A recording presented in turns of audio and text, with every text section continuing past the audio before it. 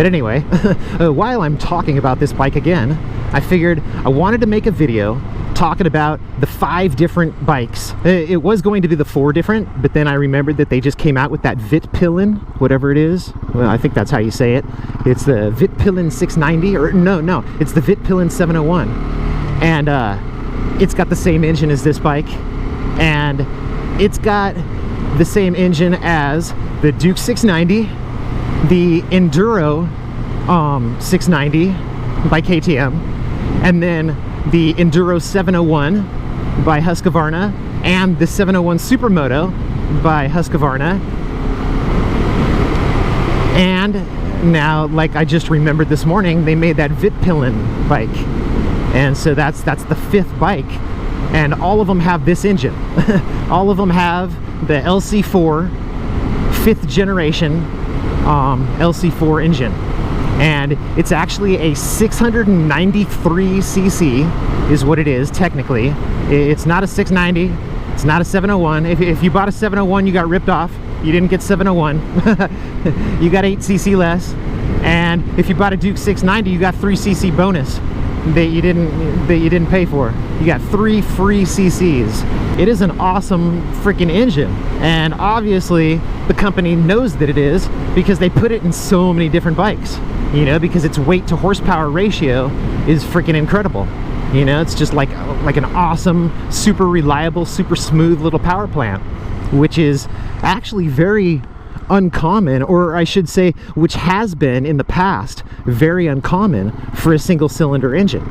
Usually a single cylinder engine, you know, they got like a lot of vibration, and they got to have, you know, like the dirt bikes, you know, you got to replace the piston all the time, you got to, you know, check the valves. Like the 4-strokes, when they first came out, dude, they were having freaking valve checks all the time. And I think like the hardcore racing bikes, like Cycle Cruise's bike, it's supposed to get like an oil change every 7 hours, and I don't know how often it gets a valve check, but it's probably it's probably every like 20 or 25, you know, which goes by really freaking quick on the street.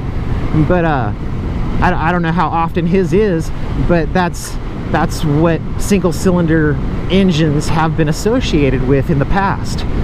But then KTM came out with the LC4, and I actually looked up some history on it, you know, just to see like what, you know, like what's going on or whatever. And dude, it's actually pretty interesting, you know, like all the different things that this LC4 engine has been through, and how amazing this engine really is. In 1987, the LC4 engine actually came out, and it was a 553cc, and it came out in a bike called the 600 GS LC4. And then in 94, they redid the engine, and instead of 553cc, they bumped it up to a 609, and that's when they released the first ever Duke, and it was called a Duke 620. And then 2 years later, they introduced electric start to that engine, and that was also in the Duke 620. And then in 1998 was the 2nd generation of the LC4 engine, and instead of being 609cc, they bumped it up to 625cc, and they released the Duke 640.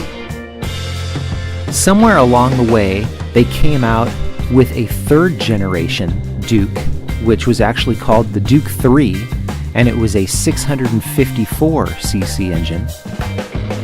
And then in 2012, they came out with the 4th generation of LC4 engine, and that was a 693cc, and that's the engine that's in my Duke 690, the 2014. And then in 2016, they came out with the 5th generation of LC4, and that's what's in my 701. That's like a 2016, 2017, and now 2018 is my 701 Supermoto, and they're using the same thing in 2019. And the 5th generation is when they added that extra counterbalancer, and from what I've read, they also changed the engine in such a way it's like still 693cc, but they made it a larger bore and a shorter stroke to help it be a little bit smoother.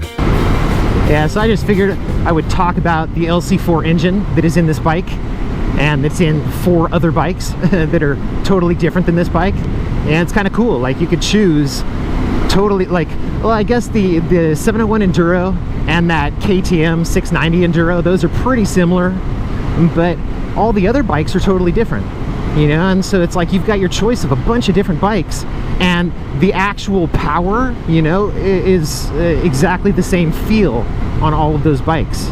I love this engine, man. Ever since I bought my Duke 690 in 2014, I love this LC4. Such an awesome freaking engine.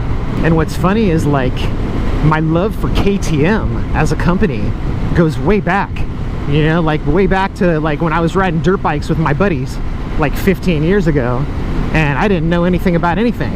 And every once in a while we would see someone riding a KTM, and everyone was like, whoa, a KTM, you know, like, and I'd be checking that thing out, and everything about those bikes, everything about any of the KTMs that I saw, like, I don't know if it was like the orange plastics, or if it was just the fact, you know, like the Brembo brakes and the, you know, like all the top, like, I mean, they came with Renthal bars, and they came, or Pro Tapers, and they came with, you know, like all this different stuff that no one had ever seen on like OEM on a bike before.